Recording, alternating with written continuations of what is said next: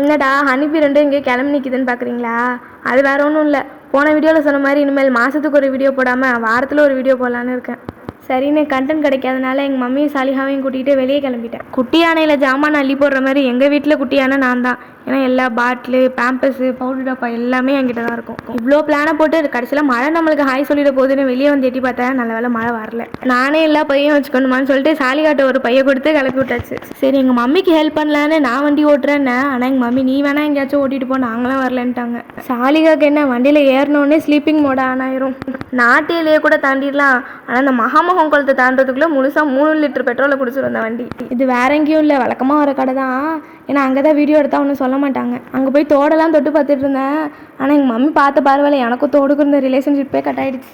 அதுக்கப்புறம் துபாய் கவுச்சமா வெளியே மட்டும் நின்று பார்த்துட்டு உள்ளெல்லாம் போகாமல் நாங்கள் பொடி நிறையா சாராக்கு கிளம்பிட்டோம். சாராக்குள்ளே போனோன்னே எனக்குள்ளே ஒரு சந்தோஷம். நெக்ஸ்ட் இந்த புர்காவெல்லாம் பார்த்தோன்னே எனக்குள்ளே இருந்த கான்ஸ்னா வெளியே வந்தாங்க. ஆனால் எங்கள் மம்மி ஒரு சந்திரமுகி பார்வை பார்த்தாங்க.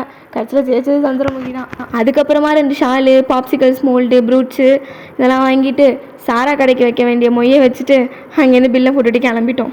அடுத்து குஷியாக கிளம்புனது எங்கன்னு பார்த்தீங்கன்னா நம்ம குறிஞ்சி ஷாப்பிங்க்கு தான். அடுத்து புது குறிஞ்சிக்கு போகலாமா இல்லை பழைய குறிஞ்சிக்கு போகலாமான்னு யோசிக்கும் போது நம்ம பழசு என்றைக்குமே மறந்துடக்கூடாதுன்னு பழைய குறிஞ்சிக்கே போயிட்டோம். குறிஞ்சி ஃபுல்லாக ரவுண்ட் அடித்தாலும் எங்கள் மம்மி கடைசியில் வந்து நிற்கிறது இந்த தட்டு கரண்டி உள்ள இடம் தான். எங்கள் மம்மி பார்த்தீங்கன்னா ட்ரே ஸ்பூனெல்லாம் பார்த்துட்டு இருந்தாங்க. இந்த ட்ரே வாங்குறதா அந்த ட்ரே வாங்குறதான்னு.